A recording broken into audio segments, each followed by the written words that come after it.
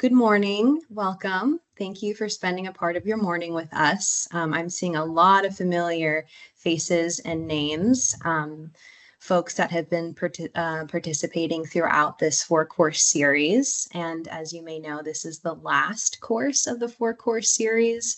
So thank you for all those folks who have participated. And then maybe this is your first course that you're joining today, this morning. So yeah, thank you. So today we are going to dive into some fundamental tips and strategies for fostering successful relationships with local-based or regional-based leaders, also referred to as grass top leaders. And before I walk us through the agenda, I just have a few announcements. First of all, this training is being recorded, as the other trainings have been recorded, so we can share the recordings with you later and share them with those who weren't able to make today's training. Also, at the end of today's session, we will have a voluntary survey via Mentimeter. So you are more than welcome to participate in that. We're very interested in learning about your overall experience, your reflections, your key things that you've learned, your biggest takeaways. We really value your feedback and input. So if you're open to it, please participate in that poll at the end of today's session. And then, of course, I know you know us, but I'm Jamie Fong. Should have started with that. I'm with the Department of Conservation, and I have my right-hand companion, thought partner, and mentor, Sarah Rubin. Sarah, if you want to come on and say hey real quick. Good morning. Hi, everybody. Sarah Rubin, Outreach and Engagement Advisor at the Department of Conservation. Great. I feel like I know all of you so well that I'm like, oh, I don't need to introduce myself, but that's definitely a best practice. All right, moving on forward. So here we are. Here's what we have for you. We're in the middle of our welcome. And then we're going to really dive into the content and first start with understanding what is a grass tops leader versus a grassroots leader, and just really defining the term of a grass tops, and also clarifying the differences between grass tops and grassroots folks. Then we'll offer you some tools in identifying and researching grass tops leaders, moving to analyzing gaps and ensuring inclusive outreach when you are engaging with grass tops leaders, and then also how to build out a communication strategy so that communication is very clear and effective within that process. And then the real heart of today's training is allowing all of you ample practice and opportunity to not only prepare for effective cold calling, but also practice cold calling. I think many of us may find it a little bit intimidating and challenging. I certainly do. So we'll allow time and space for you to practice that together and give you real-time tips and strategies to employ. And then we'll move to fostering two-way ongoing collaboration once you ideally have a connection established with grass tops leaders. And then we want to hear from you with some open Q&A, and then we will wrap up today's session with a few reflections. And then, of course, as I mentioned, that poll that will be offered at the end. And we're going to end right on time at 10:30. All right, so really quickly, I am curious with the show of thumbs up emoji reactions or whatever emoji reaction you want to select. How many of you are familiar with the term grass tops, or is this term completely new to you? Yeah, we've got a few thumbs up and a few hands. Okay, great. So I'm sure you're all very familiar with the term grassroots, which I'll just read here. Grassroots are individuals who really mobilize support, often within their community, and widespread participation through heightening awareness.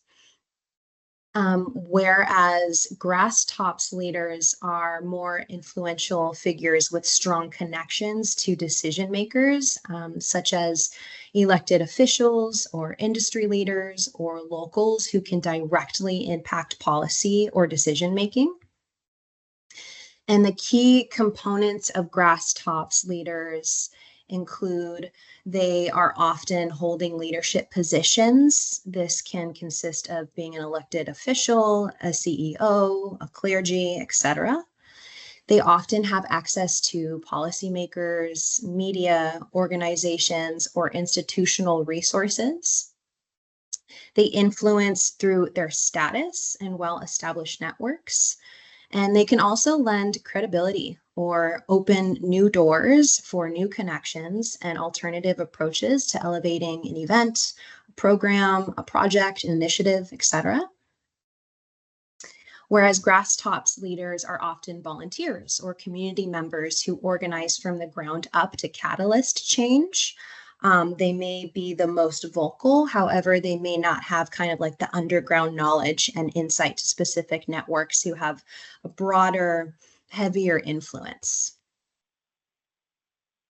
So with that said, let's move into a few examples of Grasstops leaders within a region and or a community.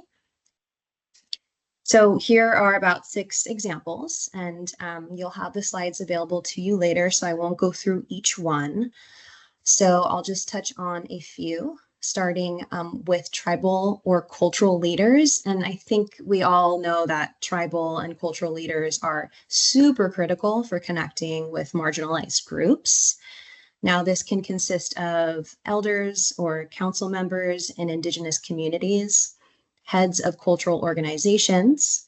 They're also keepers of traditions or languages, which can provide you an immediate avenue for reaching linguistically isolated groups. So that's a very important resource. Next, and obviously we have our local elected officials. That's a very stereotypical example of a Grasstops leader. And they shape local policies and budgets, often serve as gatekeepers for community initiatives. And for example, this could be city council members, mayors, county commissioners, or school board members. We also have nonprofit and civic leaders. This can consist of executive directors of community organizations, leaders of advocacy coalitions or foundations.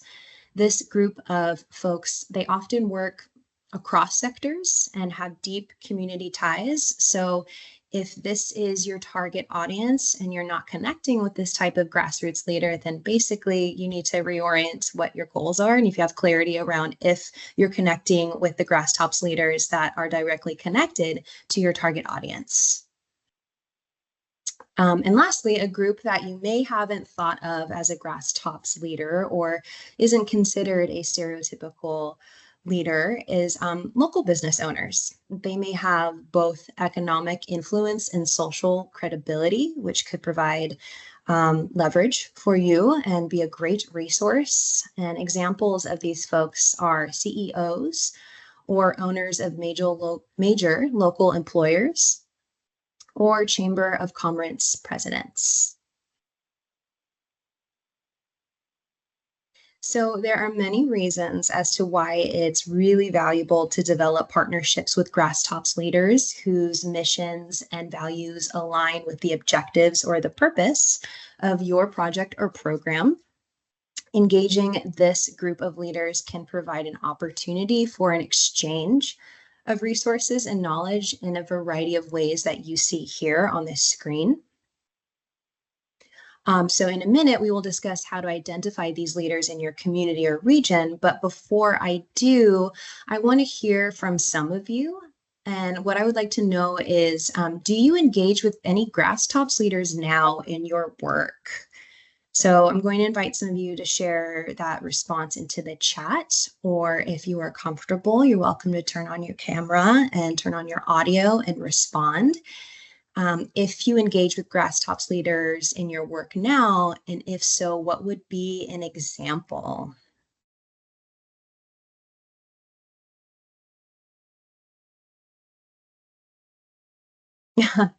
Thank you, Kelly. So we have Erin, indirectly advisory committees and board members. That's great. Thank you, Erin. Christina, I saw you raise your hand. Chime on in. Yeah, our office has like a regular meeting as part of our larger broad program that management meets with a group of grass top leaders in the nonprofit realm. Awesome. That's wonderful. Thank you for sharing that. So I'm looking to the chat and we have Daxton. Daxton works with operators of oil and gas, aka mom and pop shops, and through your volunteer work with a local tribe. That's excellent. Thank you for sharing that, Daxton. And then I have some folks who are like, hey, I actually have no idea who the grass tops leaders are in my community or region, and that's perfectly fine. Frankly, my experience lies more with connecting with and forming partnerships with grassroots folks, not so much grass tops. So it's kind of new to me too. So don't feel bad there. Kelly says many of the grantees that she works with in grant management are grass tops leaders, like nonprofits and tribes. That's wonderful. And then lastly, we have Felipe sharing. He says, I engage with tribal leaders, local elected officials, and non-governmental organizations. Great. It's good to know that some of you have experience with grass tops, and it's also perfectly fine and great to know that some of you are really new to this arena of leaders. So perfect. I'm going to move us right along and hand it over to Sarah to share with us some tips for identifying grass tops leaders. Sarah? Thanks, Jamie. So here we're giving you some tips if you don't really know where to start, or you feel like there are parts of a community or region you're working with where you aren't sure how to start. So the kind of very first place is building on what you do know. So if you already have some connections, you can ask those folks for recommendations of other people that you might talk with. If you're absolutely starting from zero, my kind of go-to like approach that I do is I go to the Chamber of Commerce in the given town, and then I look who their members are, and then from that list of members, I try to look for who might be some nonprofits or organizations that might have some connection to my issue. Then I go to the websites of those organizations. And honestly, I don't look at their executive director's name oftentimes. I look to their board of directors, because usually I'm trying to find more informal directors or informal leaders and people who have kind of a wide network. So I really like to look at a list of board of directors, and then from there, I just start cold calling. But you can also look, the other thing that everyone should do is you should just Google, is there any, for recent news articles about your topic? And does anybody get quoted on that topic? And if so, you sure want to be connecting with those folks because they're known on the issue. Any initial questions about research I can answer right now? We're going to have more tips. You want to go to the next slide? That anybody could raise their hand or come off mute. Okay. Well, here's part of what you're going to be looking for is you're scanning like your list of people that you start to try to decide who to start calling. So whatever you can deduce, if they have any alignment with your program or project, if you can deduce how much influence they have in their community, and is there anything you can do to deduce how open they are to working with others? Next slide. So I'm going to give you a couple examples of informal leaders, because we talk about more formal leaders, which might be the executive director of a nonprofit, and more informal leaders. And I think both types of grass top leaders are very important. And I feel like informal leaders can get left out of a strategy. So the first one I will give you is from some work we were doing in Stockton. And there's a farmer who, I think he's fourth generation, And so he's very influential in his community and with other farmers and very connected to other people in ag. So he turned out to be a really important contact for us. I would run, where should we have meetings, what times, and he really helped with turnout, even though he wasn't any kind of official leader within his community. The second example I will give is the Sierra Club of within the Santa Barbara Ventura region. I've got 3 different people within the Sierra Club who have been fantastic contacts, and they're just all volunteers. Like one has an AOL email, the other is like a Gmail kind of email. And in this Sierra Club example, the other thing I want to kind of tune you to is with some nonprofits where maybe like the pay isn't that great and there's kind of a lot of turnover. Yes, you're going to need to, be in contact with people who are on staff at this kind of nonprofit, but it really helps to have connections with the people who are on their boards who are local residents, because those are the long-term folks living in the given community, and they really know their neighbors and how to do turnout. Any question on those examples or what I'm raising with trying to connect with these kinds of folks? Next slide. Okay, so the other thing you need to do is you need to be really mindful about not going to just kind of the easy or the most usual folks on an issue. So we really want to encourage you to spend a bit of time looking if there's any gaps in the kind of people that you are reaching out to. Next slide. And so here are just some reminders. I'm sure you all know these, but we just want to remind you on why really diversified outreach matters. And I'm just going to touch on 2 of these. One is like the 4th kind of little box there about crisis response. When things are really tough or something kind of goes off the rails, you need to have connections to local people that you can call or text, and they are going to take your call and they're going to help you figure out what to do in a difficult situation. And if you have not built those relationships ahead of time, you're really going to be sunk. And then the other thing is, it's really important that we're trying to connect with a very wide range of people in the community. I feel like it's our obligation to try to connect to everyone who lives in a given community. All right, next slide. All right, so Jamie's going to talk to you about how you can tailor your communication when you're first reaching out to these folks. Sarah, really quickly before I do want to remind us that you had a really great example of a failed effort, although still a great example of working with the city of Roseville and the Vietnamese population. Did you want to share that? I can go back to this slide. Oh, you don't have to go back to the slide. I mean, you can if you want. Okay, so here's an example of how I failed. I did a project with the city of Roseville, and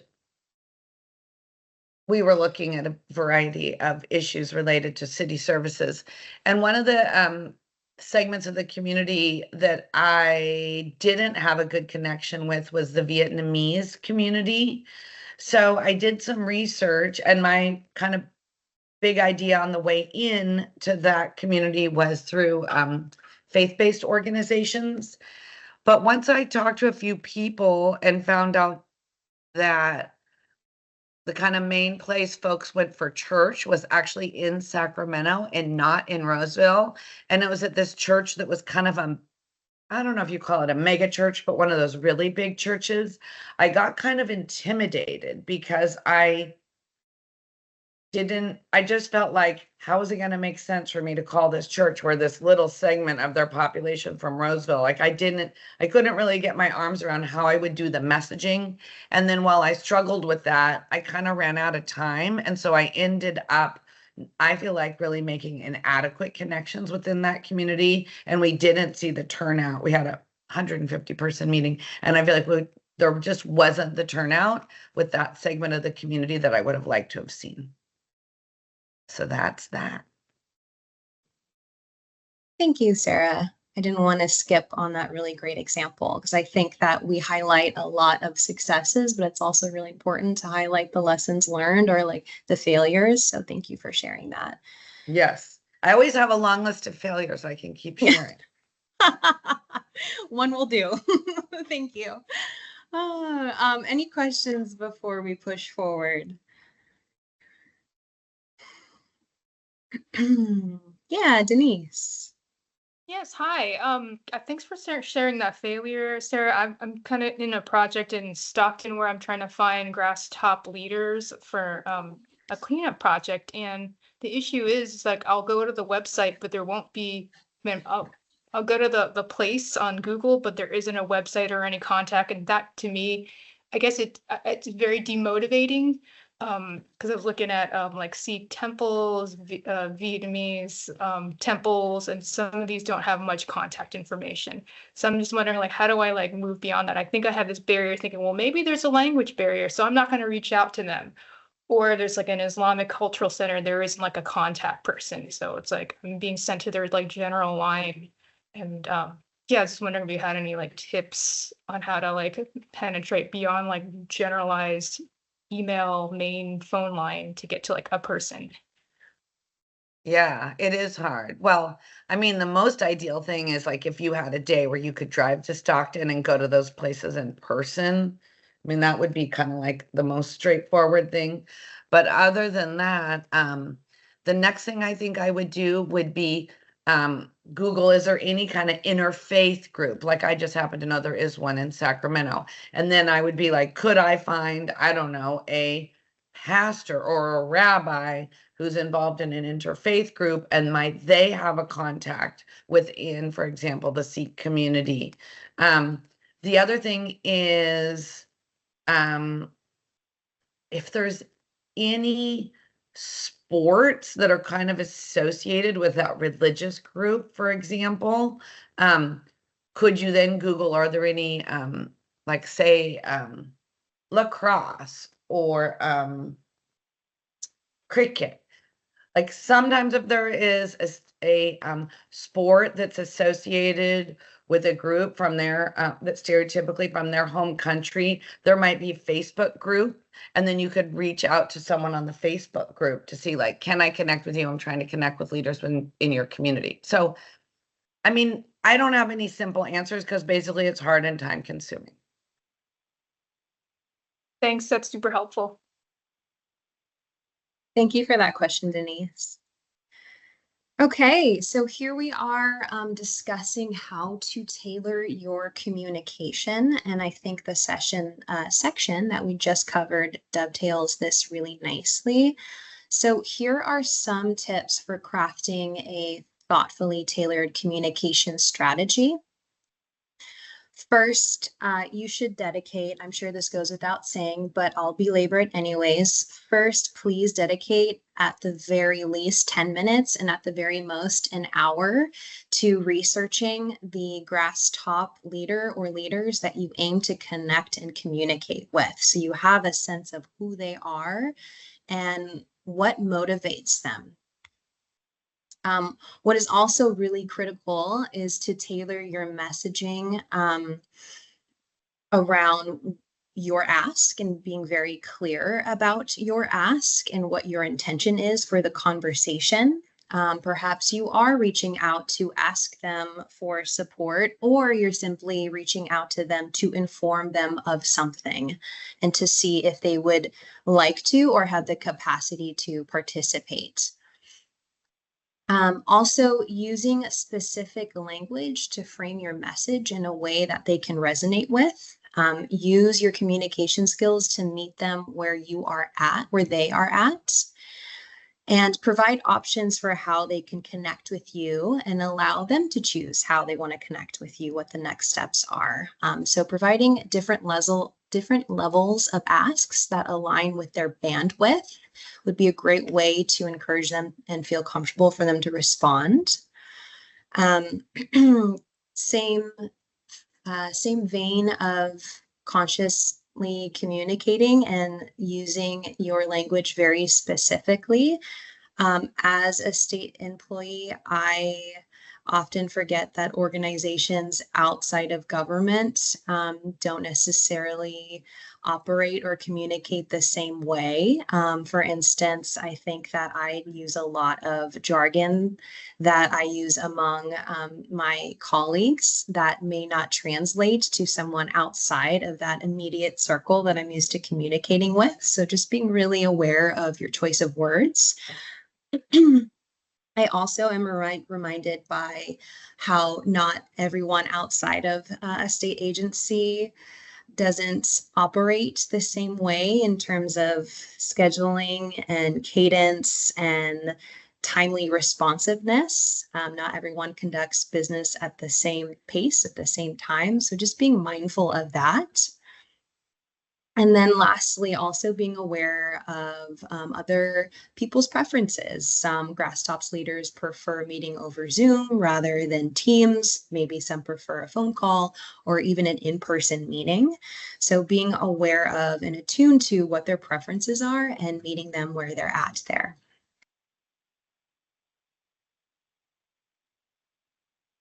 All right, so I also recommend leading with an emphasis on strengths and opportunities rather than immediately directing the focus and the conversation on an issue and how to find a solution.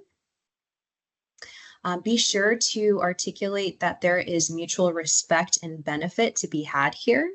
So be careful not to lead with just an ask and appear extractive.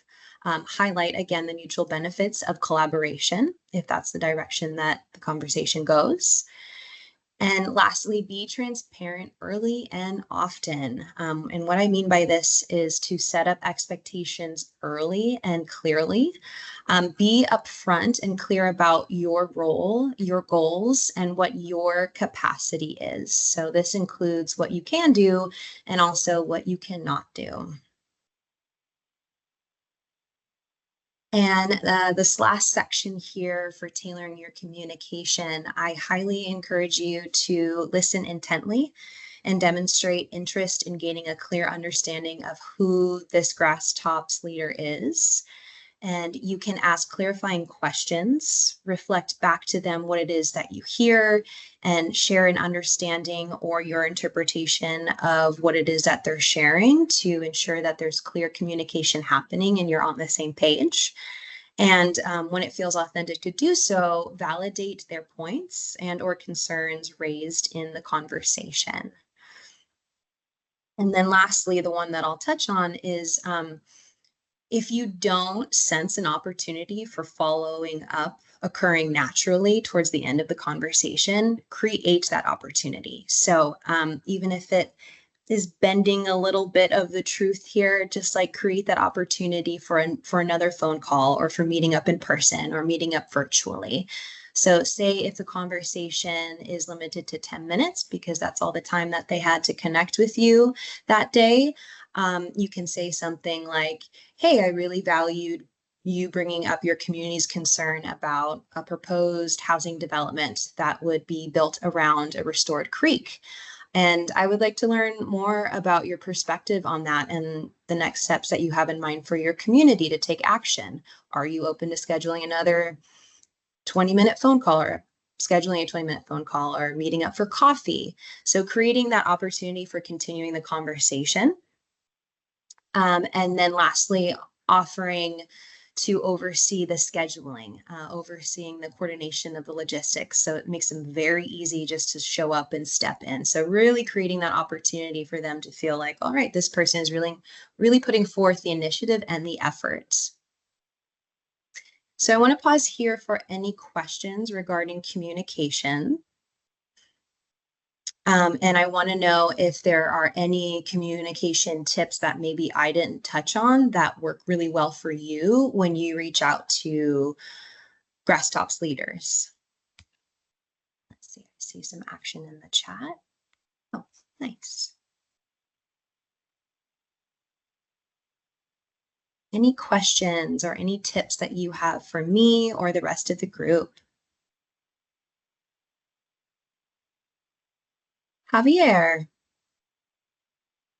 I would just like to say and emphasize the importance of meeting in person, and oftentimes a coffee date can really change up a whole situation, especially post-COVID. You know, a lot of folks are not used to that sort of interaction, and we've all gotten really used to this video style calls, but nothing really beats that in-person interaction and building trust. And not only that, but oftentimes a you know, site visit to wherever it may be can really just build so much trust. And then also, you know, it's a lot easier to understand what they're talking about when you're right there in front of it. So definitely highly recommend that. Definitely. Thank you for noting that. I really appreciate it. Sarah and I were just in Merced County yesterday meeting with Public Works leaders, and yeah, nothing compares to meeting in person, just like putting the name to the face, being able to read body language, being able to connect in such a way that only in person allows, being in person allows, and it really makes a difference. And because we are in the time that we are in, it's almost it's quite rare to meet in person, so it really feels like it's going above and beyond to go out there and have a quick coffee meetup with somebody. So yeah, thanks for stressing the importance on that, Javier. I'm actually wondering, of folks here, do you mind sharing in the chat if yes, like in your whole career or in the last, like since COVID, have you met with anybody in person for like a coffee or tea or anything like that? Or do you mind sharing if you've never done that before? So we have a sense of how much folks are doing that. And then in the meantime, Jamie, do you want me to go on with these tips? Really quickly, before you do, Sarah, I want to read what Christina from DWR dropped into the chat, which is really important to also acknowledge some of kind of like resistance or even rejection that can be experienced when reaching out to a Grasstops leader as a state employee. So Christina says, remember, they might be cranky from the start because you're not their first government person to come calling and be like asking for something. So they likely have previous experience that left them with a bad taste in their mouth. So Christina states that we have an opportunity to help this next experience be a better one. So that's so valuable. Thank you. Don't feel defeated or intimidated if they are already coming at you with this vibe of like, leave me alone, you're bothering me, or you're like every other state employee. Like, that is the opportunity to provide them a corrective experience. So thanks, Christina, for raising that point. And then I'll happily hand it over to Sarah. Thank you. Great one. Okay. So, in a way, like the precursor to the coffee meeting is the cold call. And, another thing you could use your reaction button or the chat is how many of you participating today are intimidated by making cold calls or wouldn't necessarily look forward to making a cold call. I'm very curious. And so here are the things that we suggest that you think about in order to get ready to make these kinds of phone calls, which really are critical for you making these kinds of connections. So first of all, the whole kind of cold call is your first outreach to somebody.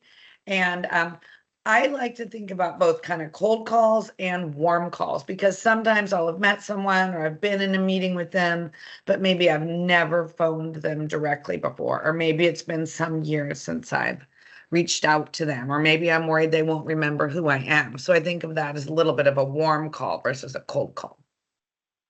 So prior to calling, you want to do a little bit of research, and you might want to have some talking points ready. I'd say depending on your own personality, it could be that just having a few bullet points with like a few key words is better for your personality to remember kind of what you want to talk about, or maybe you're someone who likes to do an entire script, but you want to be ready with that. All right, next slide. So here is one way that you can think about the structure for a cold call. You're going to say who you are, why you're calling, right into like why it might matter for them. You're going to, chat with them back and forth, and then you're going to close things up. So I know this is really basic and obvious, but we want you to be thinking about, the steps of what you're going to be doing, because it hopefully will help you have a little bit of confidence. Next slide. Okay, so obviously you really want to focus on listening and not just talking at people. You want to be careful about time. When I phone someone, I might say like, hi, this is Sarah Rubin calling from the Department of Conservation. I've got a meeting coming up in your community I'm hoping to connect with you about. I don't know if this is a good time to even be connecting. Do you have a couple minutes now? And then that way the person can say like, yeah, I do actually have time right now. Or, oh, you know what? I've got a meeting in 5 minutes. And I'll say, well, do you want to talk for 2 or 3 minutes, or would you be open to just scheduling some time to talk? And then oftentimes people say, well, let's talk for the next couple minutes, because I think they're sort of curious what I've called about. And then these last, the kind of point number 3 here, you always want to have asks at different levels. So maybe, my ideal thing is that they become a thought partner for the meeting with me, and I can get all kinds of advice for them, and they can help me with turnout. But it could be that they're kind of too busy, or they don't feel like, I've definitely had a lot of people say like, I'm not the right person, you should talk to so-and-so. And that's great. And then I'm going to call the person they're referencing, but I don't want to lose them as somebody who's valuable to me. So I might say, okay, well, that's great. I'll call your colleague. But could I check in with you when we're closer to the meeting so I can make sure you have all the information you need? And then usually they'll say yes. So that way I can have a reason to follow up with them. And then another thing that's, everyone already should know this, but when you say you're going to follow up, you have to follow through. If you are not following through with people in a timely way, you are not building a relationship with them. Next slide. So, here are some tips are more like don'ts. So, of course, let folks talk, don't talk over them. And you're always striving to feel like there's a two-way conversation going versus just a kind of extractive vibe of you wanting or needing things. And of course, it's totally up to them if they want to participate or connect with you. And if you are someone nervous and you need a script, like that's totally fine, but you don't want to sound kind of like a government robot that is someone's not going to be inclined to connect with you if you sound like you're too much reading. Next slide. All right, so we're about to do a role play, but before we do that, anyone have any questions or reflections or experiences they've had with cold calls that they want to share right now?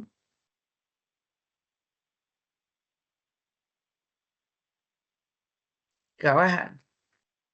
Yeah, I struggled connecting with the Farm Bureau, with the local Farm Bureau that now I have a good relationship with. But they had blocked my email. Oh my gosh. and it took, I had to take a side, like, I connected with some others in the community and they like vouched for me for the Farm Bureau. And now we have a good relationship, but it was just this like obstacle I was not prepared for at all. That is such a good example. Yeah, I mean, Farm Bureau is so tough.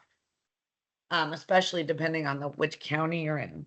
But that's a great example. And I feel like to me, part of what you just shared that I want to put an overly strong point on is you didn't give up.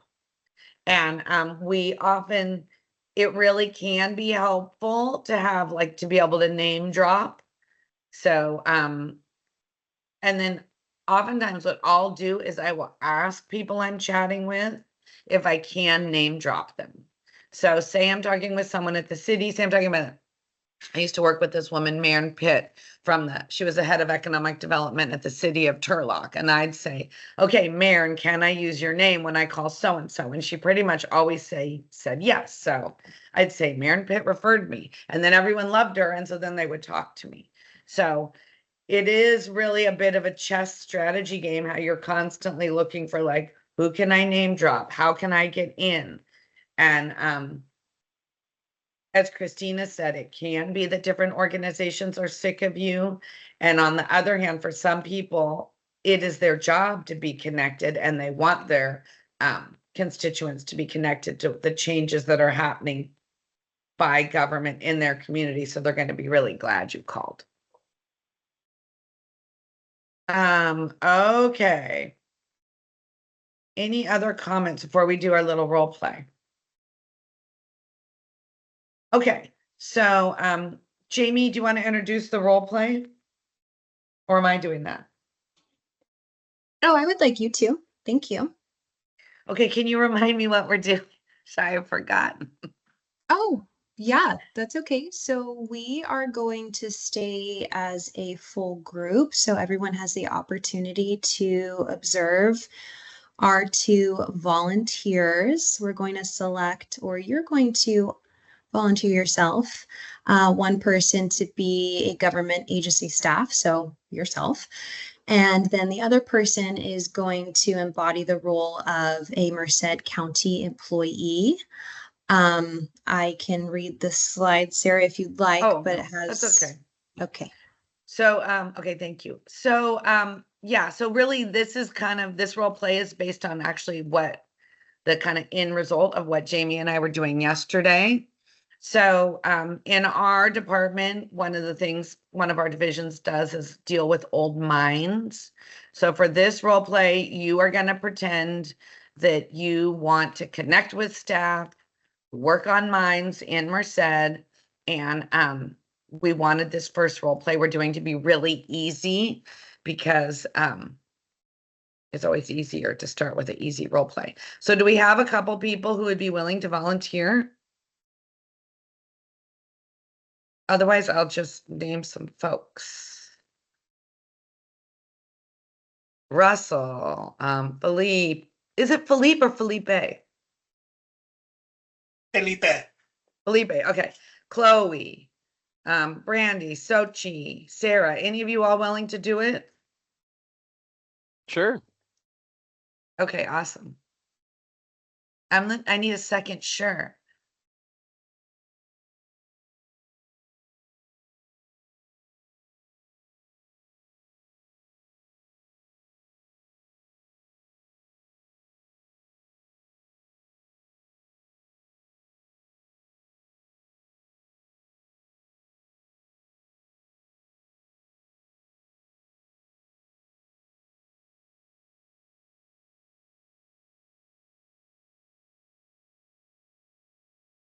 I mean, now is the time to practice if you want to Right. practice. This You've is come- like the safest space.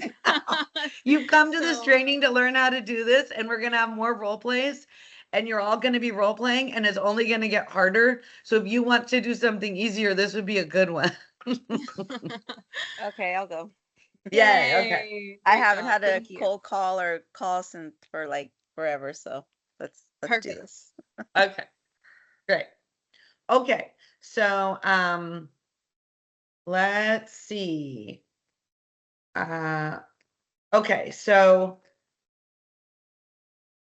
Sochi, do you want to be the government staff person who's making the call, or do you want to be the county employee? It doesn't matter. I could be the government agency. Okay, staff. so you'll be the government agency, and then, who is gonna be our Merced person who said okay?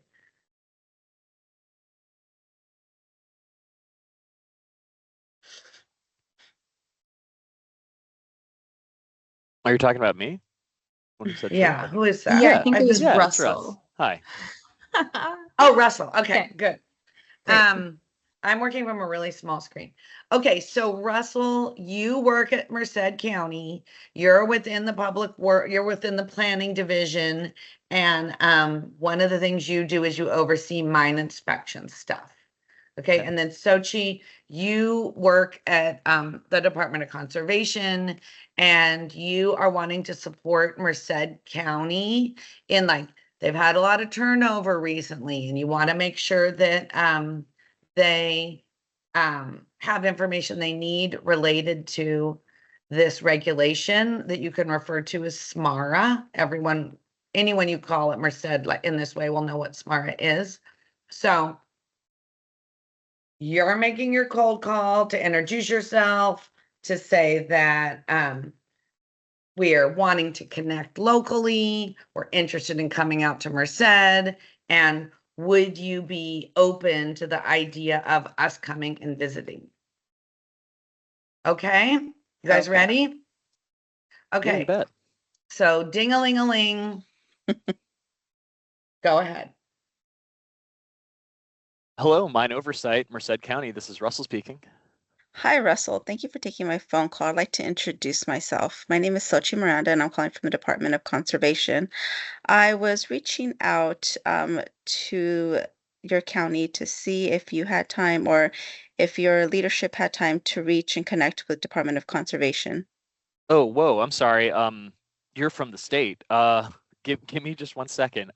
Let me write this down. What was your name? My name is Sochi Miranda. That's XOCHI, Okay. T as in Tom, L as in Larry. Last name is Miranda. Okay. Okay. Sorry. We.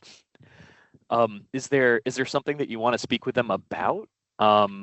Yes, I'm calling regarding SMARA. And I was hoping that somebody from your CAO office would be able to attend a meeting. Oh gosh, yeah, Smara. That's been really difficult for us out here. I'm sorry. You caught me at heard an it. interesting time. I'm a little I've heard little that you've been scatterbrained right now. I heard that you've been understaffed and staff turnaround. So I just like to make sure that we're all on the same page. And if you had any questions regarding the see, I just got lost. Yeah. No, that's that's okay. okay. That's okay. That's okay. That's okay. We, Let's we do a all timeout. do that. Let's do a timeout. Okay, Time. let's all come off. I want us to all come off mute and give them a round of applause. That was so good.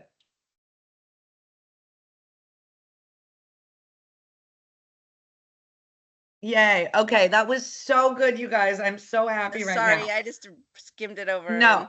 and- It was great. You were perfect.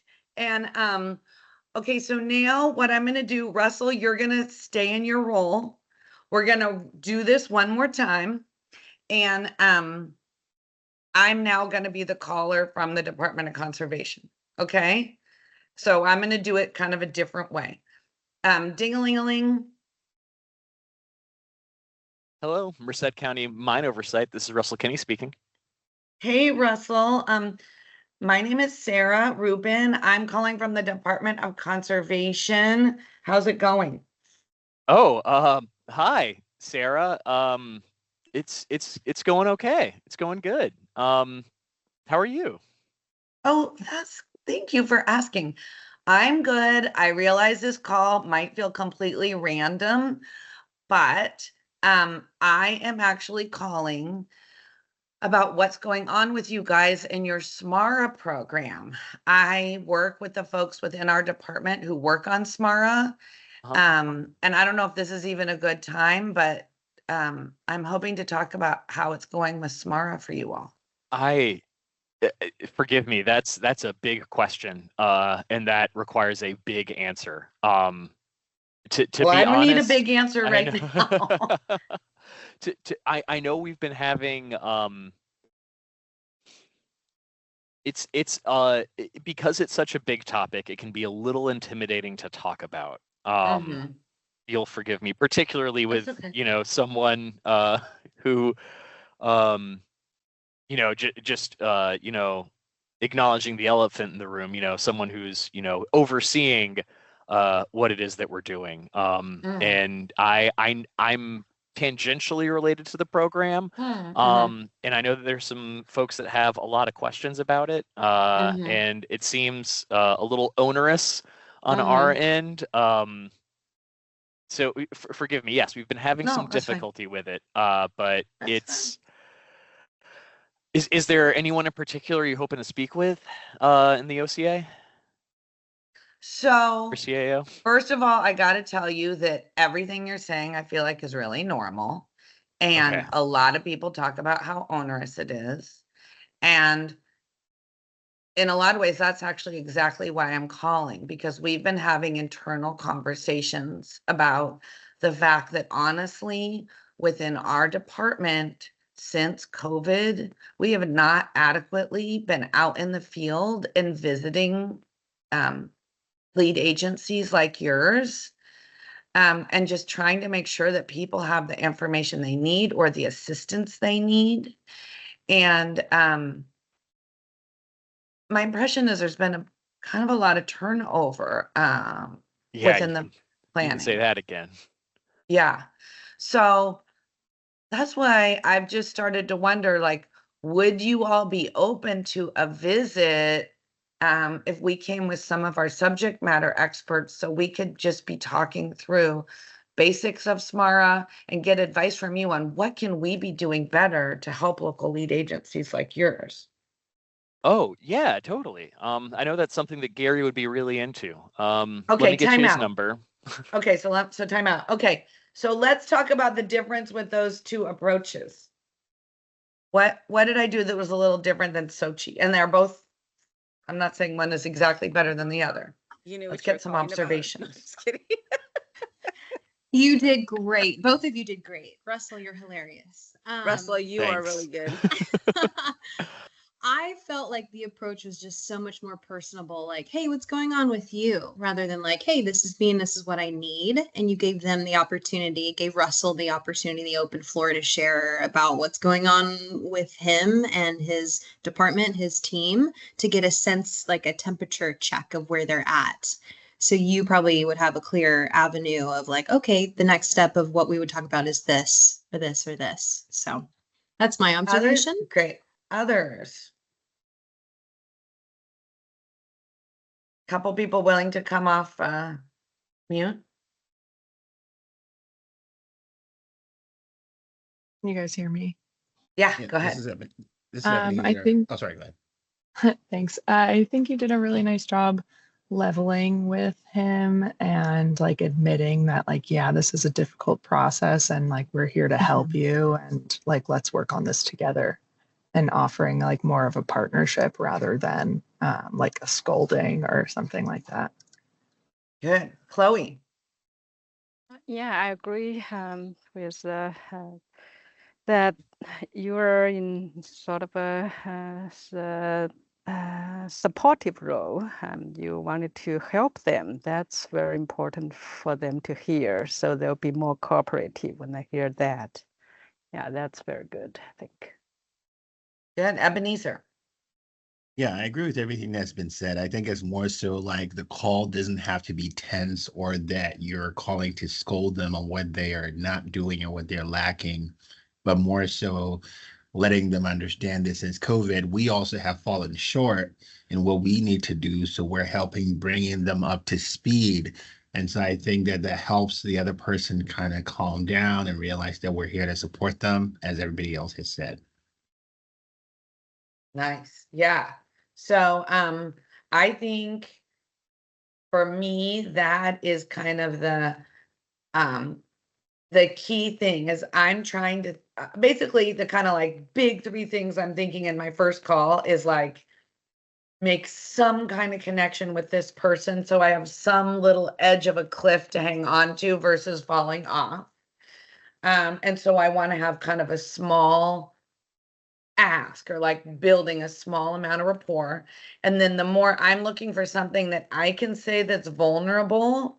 So I'm like illustrating that I'm not above them with I'm just going to be honest with you. We've kind of fallen down on outreach in the community since COVID. And I feel like for most people, that's kind of a true statement and everyone relates to it. So it's kind of an easy one because everyone's going to get it. And then that generally softens people up.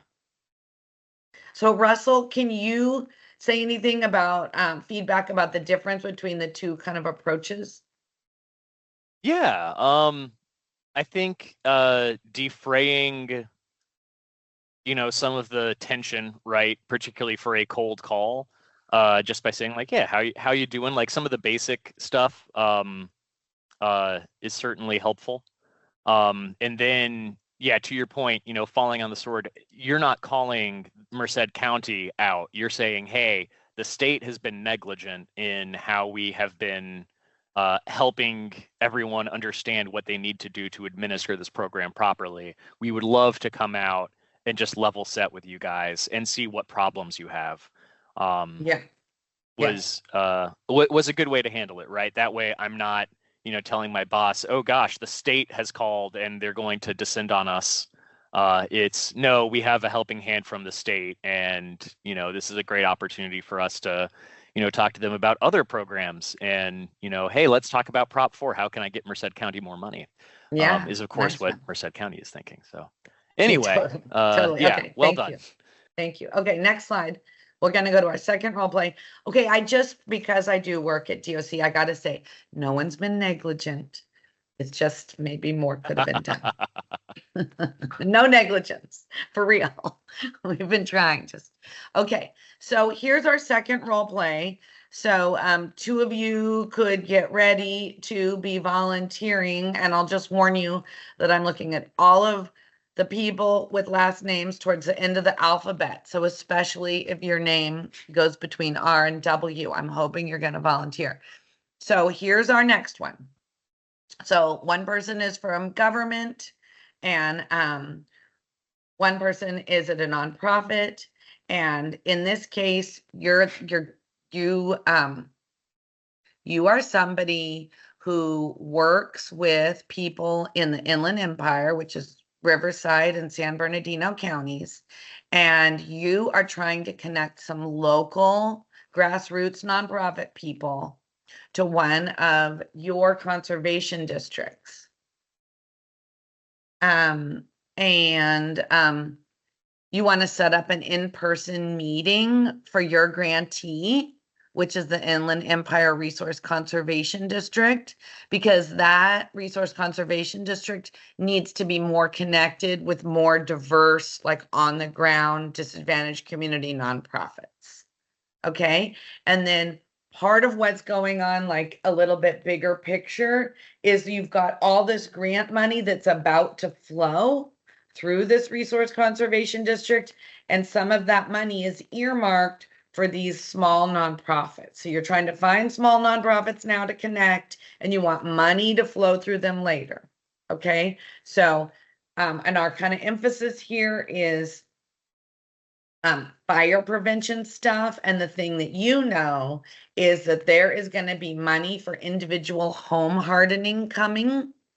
And specifically, this money is going to be able to be used at rental units. And oftentimes money coming is like only for homeowners. And so that's one of the things that you're like, okay, I'm really motivated to connect with these little nonprofits because I'm hoping they'll be able to help spread the word about this money that's going to be coming.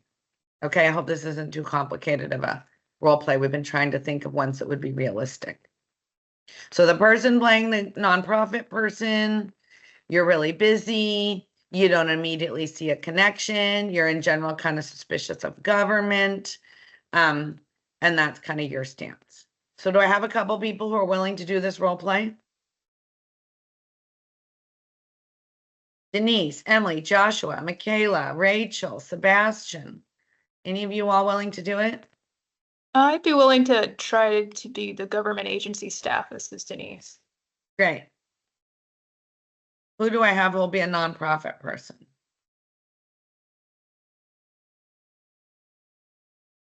I can do the nonprofit, Sarah. Great. Brandy. Okay. So Brandy, you work at or run the Youth Love Gardens nonprofit. So your nonprofit works with youth and teaches them about gardening and plants and stuff like that, growing food. Okay. And Denise, you are calling Brandy. Are you guys ready, or do you have any questions you need with the setup for me to help you with the setup? I just wanted some clarification on the purpose. So Youth Love Garden is one of our grantees, and we're wanting them to connect with other nonprofits. Is that correct? No, our grantee is the Inland Empire Resource Conservation District. Okay. And we are helping make a connection. So we are calling the Youth Love Gardens people in hopes of connecting them with the Resource Conservation District and getting them involved with the Conservation District, because we've got all this money that's going to start coming that we need to flow to local Thank you. nonprofits. And what's DAC stand for? Disadvantaged DAC community. number. Got it. Okay. Thank you. All right. All right, ready? Yeah. Okay, ding-a-ling-a-ling. Denise is calling Brandy. This is Brandy with Youth Love Gardens. How can I help you? Hi, good morning, Brandy. This is Denise with the Department of Conservation. How are you doing today? Oh, good morning. Good. How are you? I'm doing really well. I'm calling about wanting to connect your group with our nonprofit Resource Conservation District, Inland Empire. And I would love to set up a meeting with you to get more nonprofits like yourself involved. Just checking in to see, how that lands, if you have the capacity for that or interest. We're actually pretty short-staffed right now, and I don't think we have the time to meet. And we don't really work with nonprofits. Okay. I am a nonprofit, but I see. Well, okay, if you don't work with other nonprofits, would you have any interest in availability in just meeting with us? I mean, we're looking for partners to kind of share our grant funding, because we're going to be receiving a lot of grant funding, and we're looking for folks to be recipients of it. So what exactly do you need from us? Like, how can we help you with this? Oh, I was wanting to set up an in-person meeting to just get to see if you'd like to be involved in receiving grant funding. Our emphasis right now is we have a fire prevention angle, and just wanted to see if you all would like to receive tips and resources. And I'm seeing that, there's an emphasis on gardening nonprofits, just seeing if this funding would be something you'd be interested in. Yeah, we don't really have we don't really work on fire issues here. Oh, I see. So what is your emphasis and focus on? Just curious. Mostly gardening, growing food, teaching the community how to plant, abundant gardens. I see. Okay, well, we would like to still meet with you to see if we have any overlapping interests. And I'm going to do a timeout. Okay, so let's add in the sentence. Has fire or fire-related issues been a concern, within the folks you're working with, within the families that you're working with? Let's ask that question. Okay. Brandy, I just wanted to check in and see if fire prevention is a concern that your community has. Yeah, definitely. We'd like to do what we can to prevent fires. Yeah, with what's been going on with the Los Angeles fires, I think that this would just be really helpful for your community and the community gardens to be in the know about. Would you be willing to just meet with us to learn more about fire prevention tips and about our grant? Yeah, that would be great. Okay. And I understand that. Okay, good. Round of applause. She got her yes. Okay, Rachel, go ahead. I was just going to say that was really good. I liked the connection between them. And even that nice little play back and forth builds that rapport. And I like that. It's easy to break the ice. Great job. I think I that was definitely great. prefer being the difficult one. Denise, you got the really hard side of that. Yeah, and I was self-conscious that I might have been rambling, so you can be frank with me if it did sound rambly. Well, but you have to remember, you guys, this is pretend, and like if you were calling about your own project you really knew and understood, it would be totally easier. This is completely made up. And you have like 1 second to take in the information. But let's hear from a few other people about how this felt for you.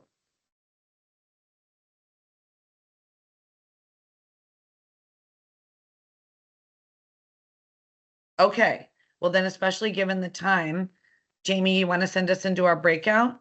Good job, everybody. Yeah, great job, everybody. Thank you. I know that's not easy to step up and be given the context of the scenario in 0.25 seconds, but you did great, so thank you. Okay, so we are approaching our last few section of today's session, but I do want to first provide you all with an opportunity to reflect and then connect with one another in small groups. So first, I'm going to ask that you take probably 1 minute rather than 2 minutes, just a minute to reflect and write down 1 or 2 Grass Tops leaders that you would reach out to and why you would reach out to them. And when you reflect, you can also jot down some concerns that you may have about this or the 2 grassroots leaders. So take a moment first to do that. You can write it down or have it in your mind, 1 or 2 grassroots leaders, why you would call them, and maybe any concerns that you have around the warm or cold call.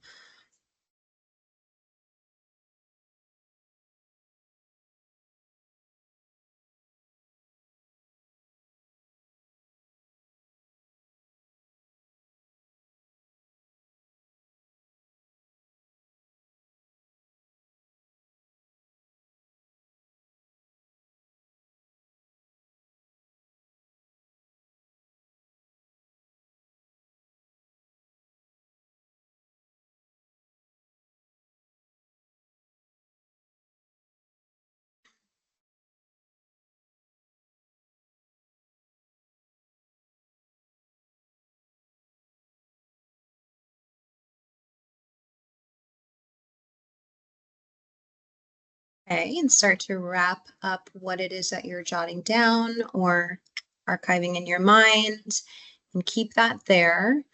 And I am going to, in a moment, send you out into small breakouts, probably in pairs or maybe triads. And I want you within 4 minutes together to share with one another who this Grass Tops leader is or Grass Tops leaders are, the reason for why you would call them, and then be honest about any concerns that you may have about doing this phone call with them. So I'm going to send you out into rooms.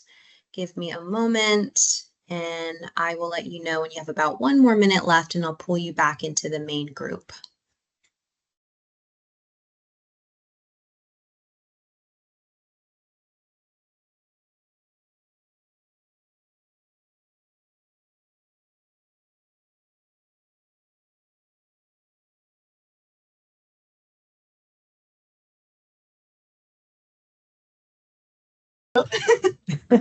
Oh, sorry.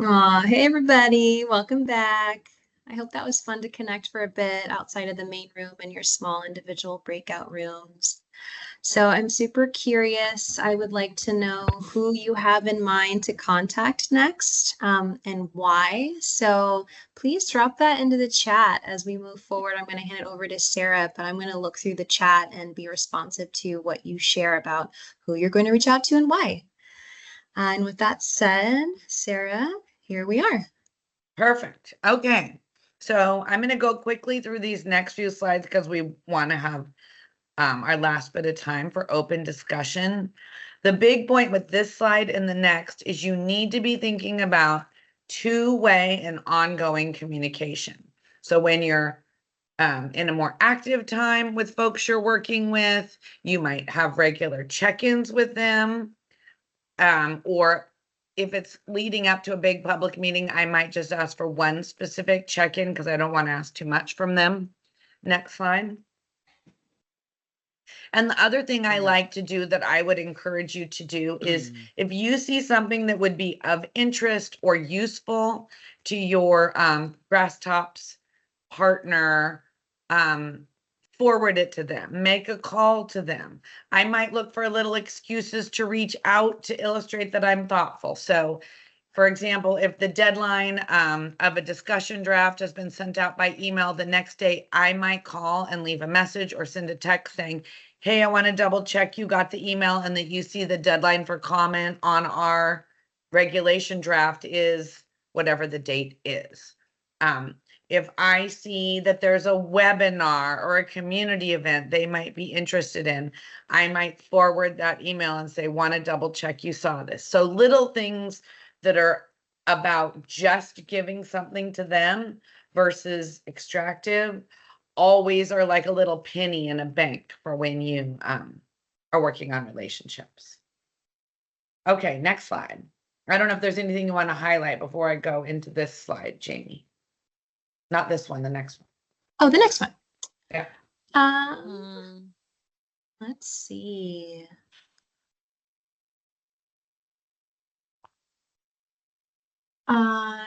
Sure. Let me cover the tools and channels to enable ongoing communication. Maybe some of you utilize these tools already, but kind of hearkening back to what I mentioned before about overseeing as much as possible, at least at the beginning stages, the logistics of coordinating meetings and understanding what their preferences are and also what is appropriate. Like maybe you don't need to meet every week, depending on the level of the relationship and the level of engagement. So finding a schedule cadence that works for the both of you, and that of course is as deferential to their availability as much as possible. Depending on the type of relationship, you could also utilize digital tools like Slack, Teams, emailed, of course, or have a shared document that you can collaborate on. And then last but not least, you could introduce collaboration tools such as surveys.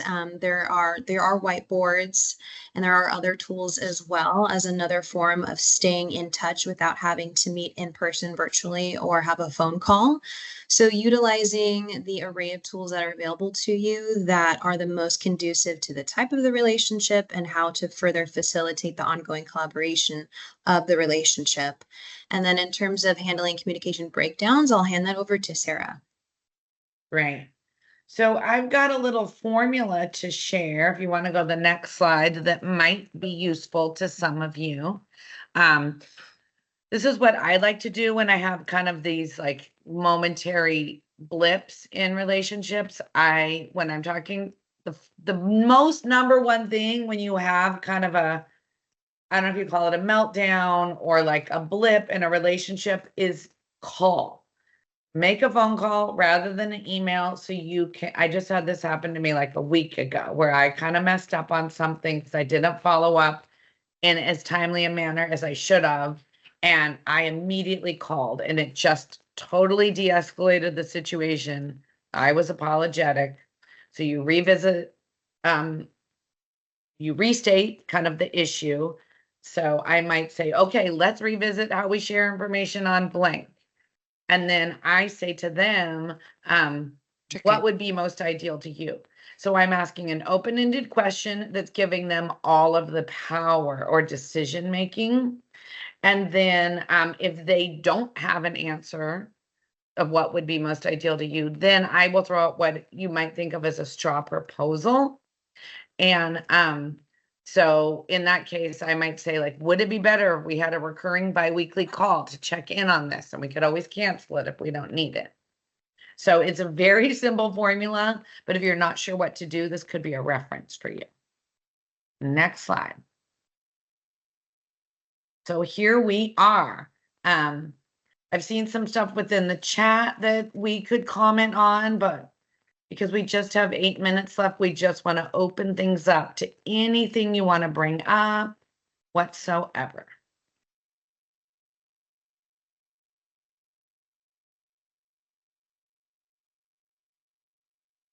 So while we're seeing if anybody has any, Denise, before we come to you, I'll just put an extra plug for the note in the chat about putting flyers up at a grocery store. Grocery stores, hardware stores, they often have bulletin boards. And if you go into a place that does have kind of the community bulletin board, you can ask someone who works there, like, who else in, especially for smaller towns, who else in town has a community board that I should be putting my flyer up, and they're always going to know. I don't. Go ahead.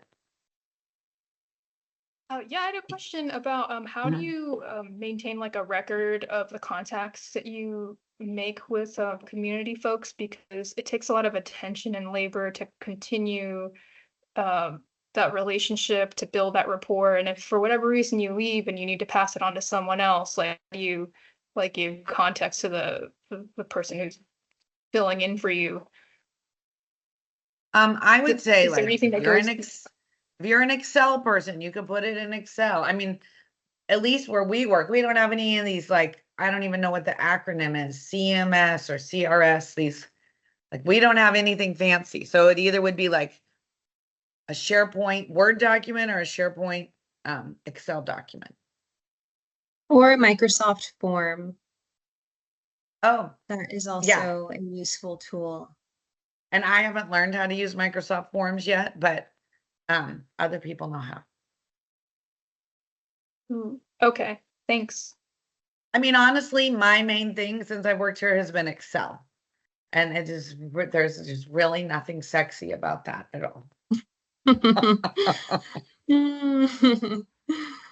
Anyone else? Well, one of the things we always love to do if we don't have any immediate questions is to get some feedback from you all. So we are hoping you could take a minute to use this QR code. And I don't know if we want to drop the link. I don't know if you have your phone handy that you can open up this QR code. Yeah, so you're welcome to scan the QR code, and I don't believe you need that code that I listed at the bottom in order to get into it, but just in case it's there. And if you don't have your phone handy with you, which is probably not the case, but if it is, I just dropped the link to the Mentimeter poll into the chat, so you can select that and take the poll through your web browser. Let me switch gears here from this presentation. Hopefully you've already scanned the QR code, because I'm going to exit out of this real quick. But they can also just click on it from their chat also, so they don't need it on the screen. Yeah. Yep. Okay.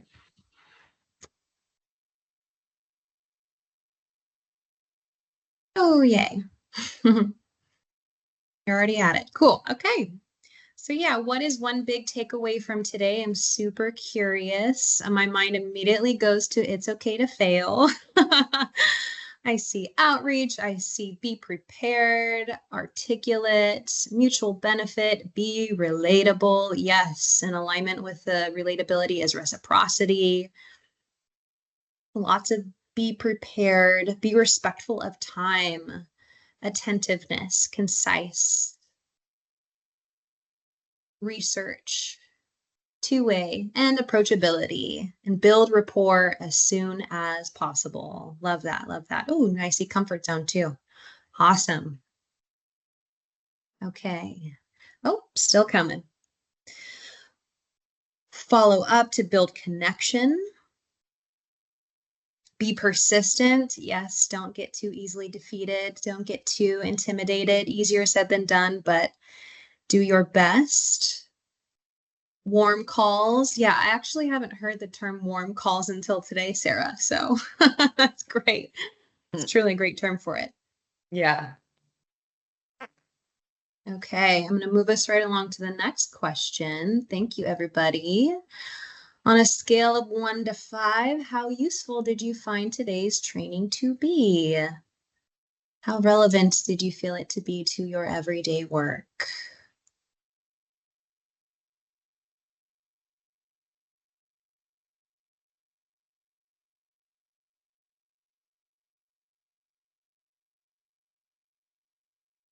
Great.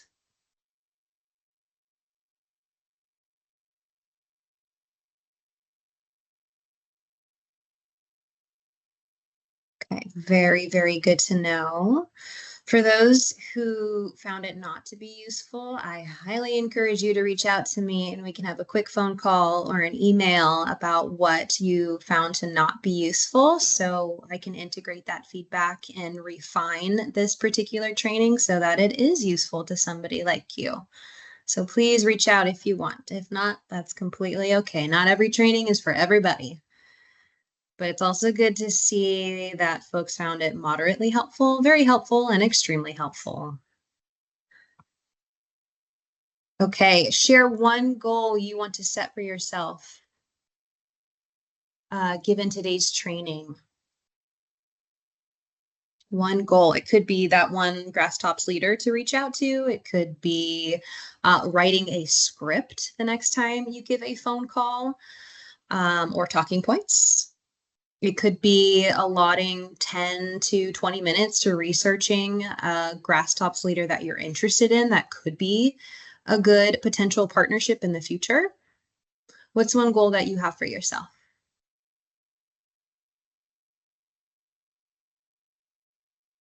Oh, I Making a love that. warm call playbook for upcoming projects. I love the term playbook.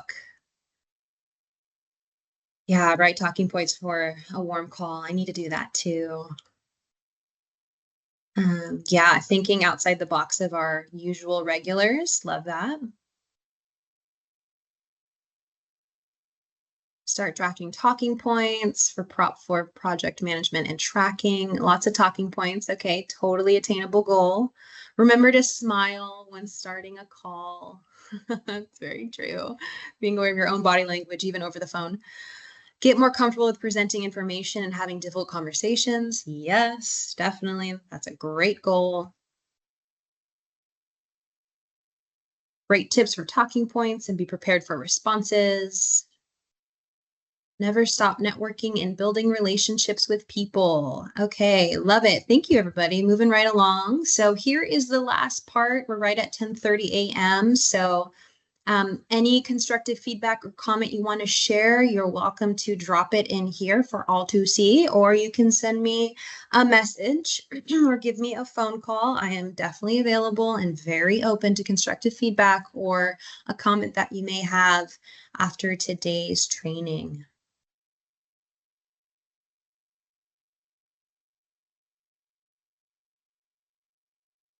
And if you don't have anything to share at this moment for this question, then you are free to go. It's 10:30. Thank you so much for being here. Really appreciate all of you for participating in the series. Loved having you. Thanks, everybody. Yeah, Russell. You're welcome to Sorry, chime that in. was me trying to clap. Oh. But no, just thanks for putting this on. This has been super helpful. Thank you. Oh, good. You're so Awesome. welcome. Thanks, Russell. Thanks, Aaron. Yay. All right, everybody. Thank you so much. Keep in touch. I'm available. Sarah's available. Thanks, Sarah. Thanks, Jamie. Bye, everyone. Thank you. Bye.